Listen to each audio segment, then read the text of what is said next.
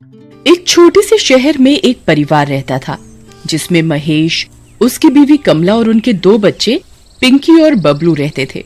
महेश कपड़े की एक फैक्ट्री में काम किया करता था। एक दिन फैक्ट्री में आग लगने के कारण फैक्ट्री के मालिक ने बहुत से लोगों को काम से निकाल दिया, जिसमें एक महेश भी था। वैसे ही महेश आर्थिक तंगी से गुजर रहा था और ऊपर से नौकरी चले जाने के कारण घर के हालात और खराब हो गए थे। एक दिन पूरा परिवार साथ बैठकर खाना खा रहा होता है। तब कमला महेश से बोलती है, घर का राशन खत्म होने वाला है, बस 3-4 दिन का ही राशन बचा हुआ है।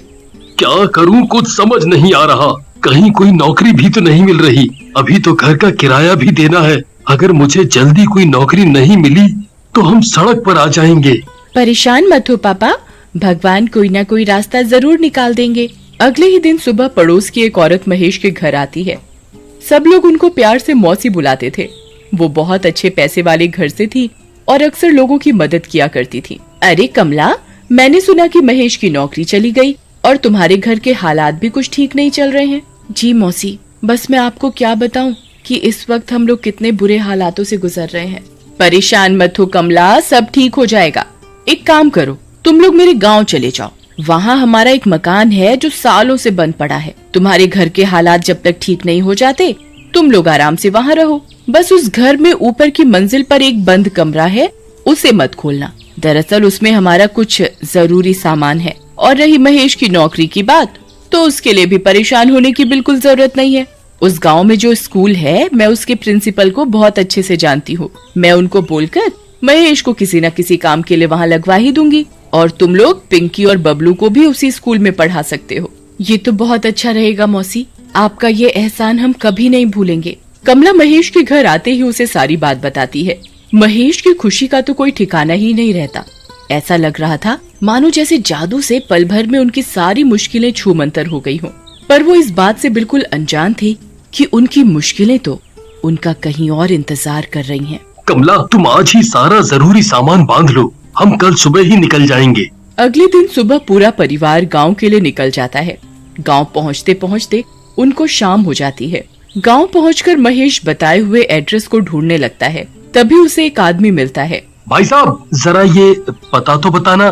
दरअसल हम लोग इस गांव में नए हैं, तो हमें यहाँ का कुछ नहीं पता। तुम लोग यहाँ क्यों जा रहे हो? तुम लोगों को क्या पता नहीं है कि ये घर सालों से बंद पड़ा है और बंद घरों में अक्सर भूत अपना डेरा जमा लेते हैं।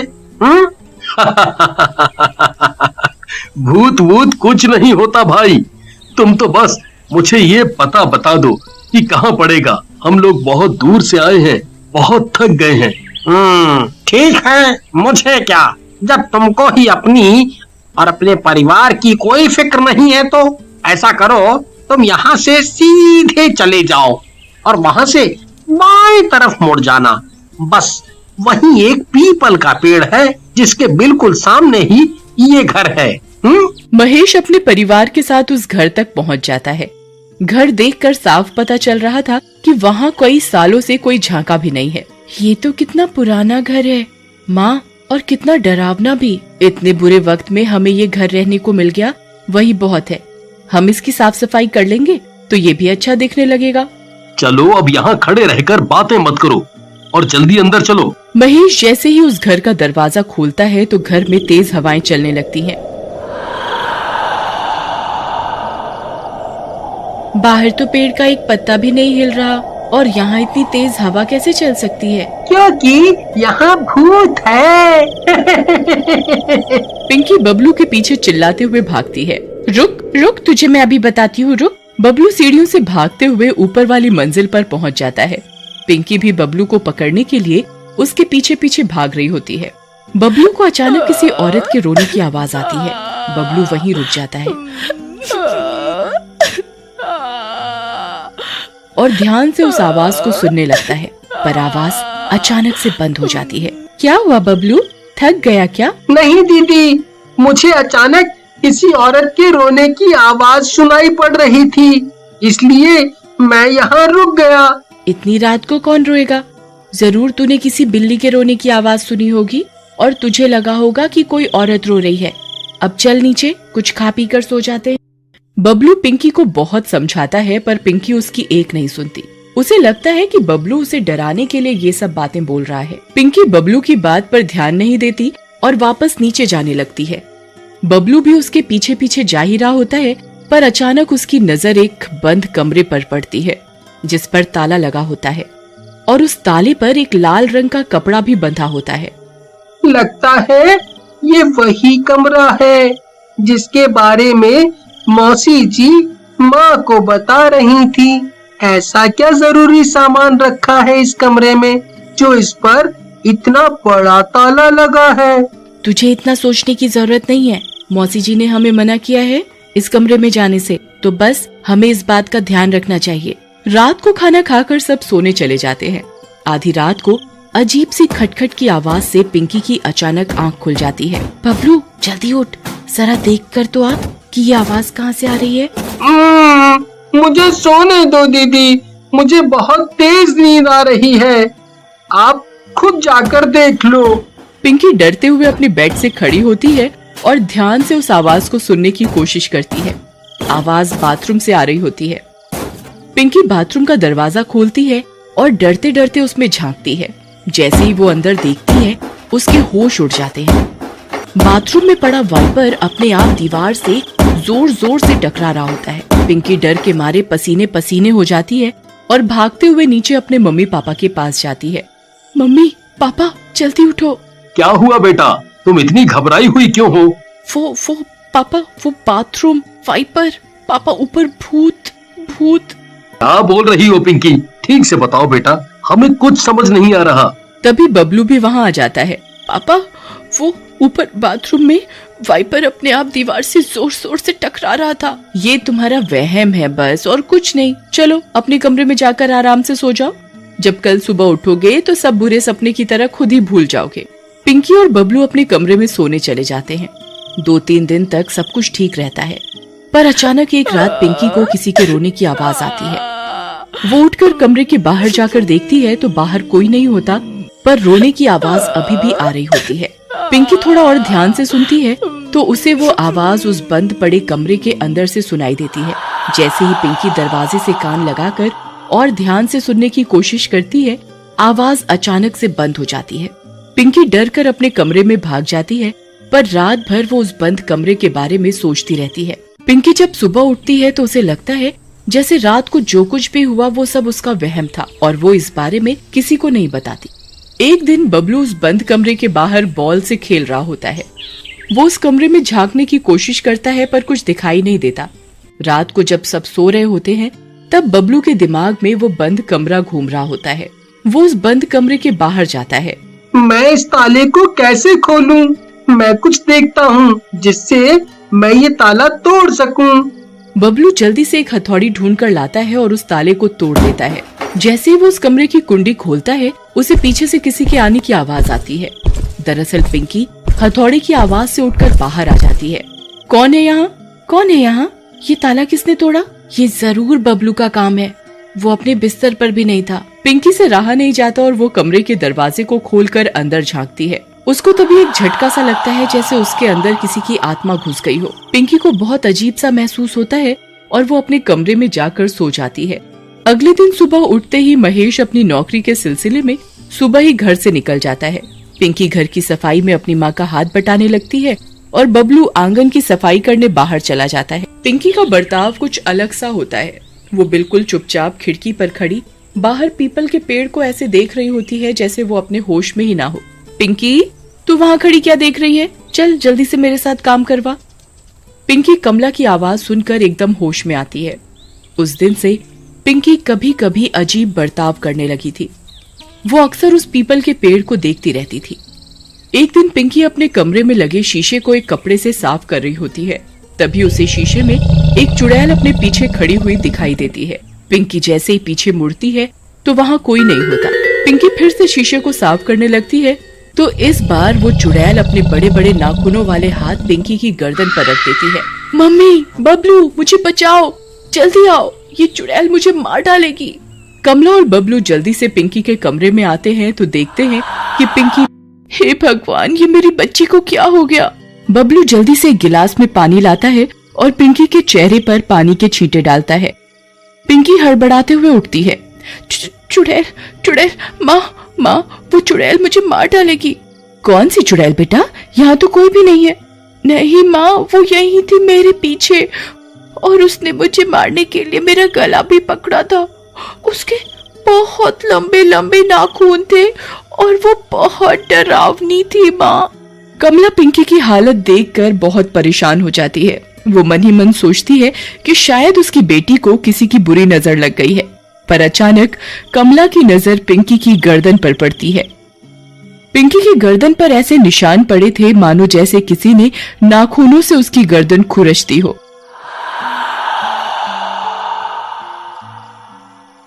मैं तुम्हारे पापा के आते ही उनसे बात करूंगी। सब ठीक हो जाएगा बेटा, तू परेशान मत हो। शाम को महेश के आते ही कमला उसे सारी बात बताती है। ऐसा करते हैं, हम लोग कल मंदिर चलते हैं, वहाँ जाकर हम पिंकी को झाड़ा लगवा देंगे। अगले दिन सुबह सुबह सब मंदिर जाने के लिए तैयार हो जाते हैं। मंदिर जाकर पिंकी फिर से अजीब बर्ताव करने लगती है और मंदिर के अंदर जाने से मना करने लगती है। मुझे नहीं जाना अंदर, तुम लोग जाओ, मैं यहाँ बाहर ही ठीक हूँ। ऐसा नहीं करते बेटा, मंदिर जाने से कभी मना नहीं किया करते। मैंने जब बोल दिया कि मुझे अंदर नहीं जाना तो फालतू की जिद क्यों कर रही हो? महेश और कमला पिंकी को पकड़कर जबरदस्ती मंदिर के अंदर ले जाते हैं। मुझे छोड़ दो, मुझे जाने दो। पिंकी भगवान की मूर्ति के सामने आकर एकदम चुप हो जाती है। देखिए ना पंडित जी, हमारी बेटी को क्या हो गया है? आजकल बहुत अजीब बर्ताव करने लगी है। आज तो मंदिर में भी आने से मना कर रही थी। परेशान मत हो, मैं तुमको ये धागा दे रहा हूँ। इस धागे को इसके गले में बांध दो, ये बिल्कुल ठीक हो जाएगी। कमला पिंकी के गले में धागा बांध देती है और सब वापस घर आ जाते हैं।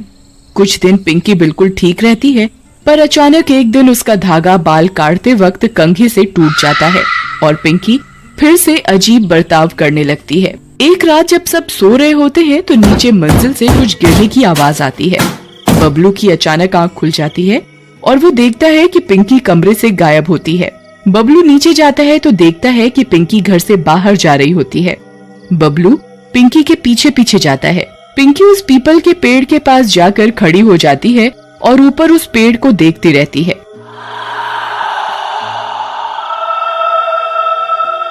दीदी, तुम इतनी रात को यहाँ क्या कर रही हो? पिंकी बबलू की बात न सुनकर बस उसी पेड़ को घूरती रहती है। दीदी, मैं कब से आपको देख रहा हूँ, आप मेरी बात क्यों नहीं सुन रही? पिंकी तुरंत बबलू की तरफ पलटती है। ऐसा लगता है जैसे पिंकी अभी होश में आई हो। मैं यहाँ कैसे आई?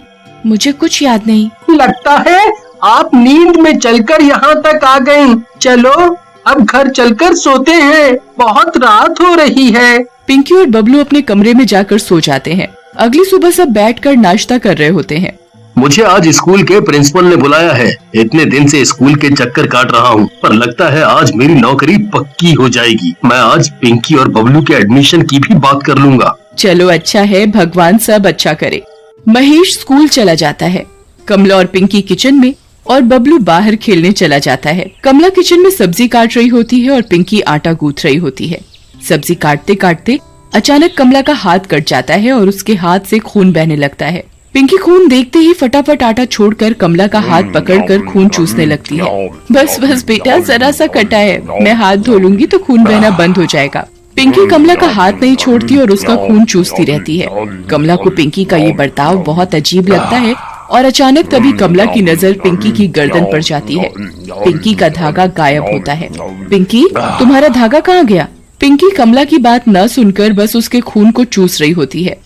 कमला पिंकी को पीछे की तरफ धक्का देकर हटा देती है। पागल हो गई हो क्या? क्या हुआ मम्मी? अरे आपको ये चोट कब लगी? आपका तो खून बह रहा है, जल्दी से पानी से इसे धो लो। कुछ नहीं, बस सब्जी काटते वक्त शाम होते ही महेश घर आता है। उसके हाथ में एक मिठाई का डिब्बा होता है। कमला, पिंकी, बबलू, कहाँ हो तुम सब? जल्दी आओ, तुमको एक खुशखबरी देनी है। सब लोग महेश की आवाज सुनकर आ जाते हैं। क्या हुआ, इतना शोर क्यों कर रहे हो? और ये आपके हाथ में क्या है? आज मैं बहुत खुश हूँ, मेरी नौकरी स्कूल में पक्की हो गई है। मैंने पिंकी और बबलू के एडमिशन के लिए भी उसी स्कूल में बात कर ली है। और ये देखो, मैं तुम सब के लिए मिठाई भी लाया हूँ। पिंकी मिठाई का डिब्बा देखकर उस पर झपट पड़ती है और पागलों की तरह मिठाई खाने लगती है। सब लोग पिंकी को ऐसे मिठाई खाते देख हैरान हो जाते हैं। पिंकी, तुम पागल हो गई हो क्या? चलो ये मिठाई का डिब्बा मुझे दो। पिंकी की आंखें बिल्कुल लाल हो जाती हैं और वो गुस्से से कमला की तरफ देखती है। कमला डर जाती है और पिंकी को मिठाई खाने देती है। पिंकी पल भर में ही पूरा डिब्बा खा जाती है। महेश और कमला समझ जाते हैं कि पिंकी पर किसी चुड़ैल का साया है। वो अगले ही दिन गांव के एक तांत्रिक के पास जाता है। आप जल्दी मेरे घर चलो। मेरी बेटी किसी चुड़ैल के कब्जे में है, आप उसे बचा लो। चिंता मत कर बेटा, मैंने अच्छी चुड़ैलों को ठीक किया है। ओम ह्रीं क्लीं चामुंडाय नमः। ओम ह्रीं क्लीं चामुंडाय नमः। पिंकी लाल आंखों से तांत्रिक को घूरती है।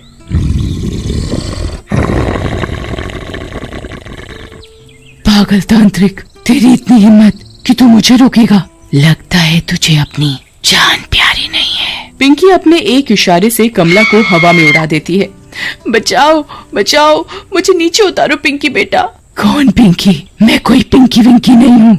मेरा नाम संगीता है। संगीता? कौन संगीता?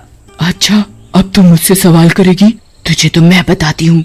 मेरी माँ को छोड़ दो, मेरी माँ को छोड़ दो। पिंकी बबलू की तरफ गुस्से से देखती है और उसे भी हवा में लटका देती है। तांत्रिक जल्दी से गंगा जल पिंकी के ऊपर डाल देता है और पिंकी कुछ देर के लिए बेहोश हो जाती है।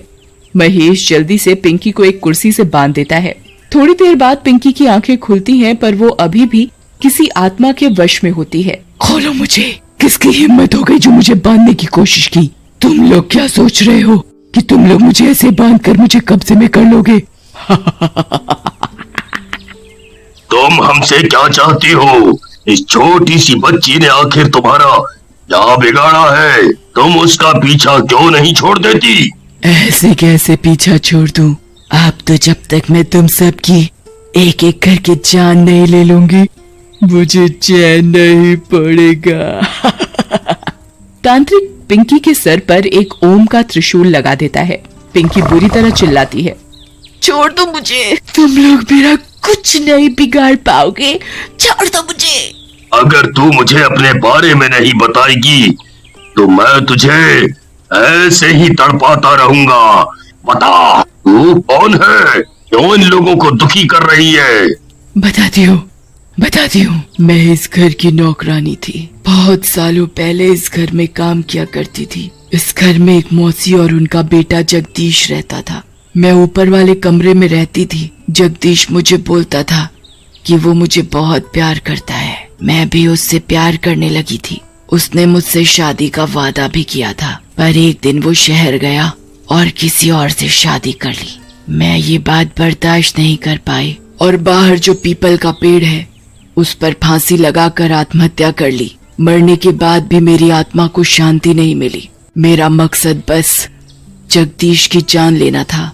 एक दिन जब वो अपनी बीवी के गांव आया तो मुझे उसे मारने का मौका मिल गया था, पर उसकी माँ की वजह से वो बच गया। उन्होंने पूजा करवा के मुझे ऊपर मेरे ही कमरे में हमेशा के लिए कैद कर दिया। मैं इतने सालों से उस कमरे में कैद थी, पर पिंकी ने वो कमरा खोलकर मुझे आजाद कर दिया।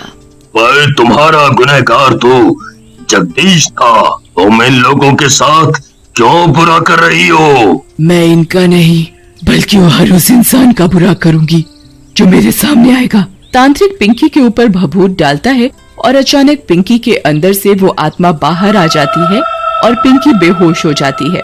तांत्रिक उस आत्मा को जल्दी से एक लोटे में बंद कर देता है और उस पर एक लाल कपड़ा बांध देता है। उसके बाद तांत्रिक उस लोटे को पीपल के पेड़ के नीचे गाड़ देता है। पिंकी बिल्कुल ठीक हो जाती है और अगले ही दिन से बबलू के साथ स्कूल भी जाने लगती है।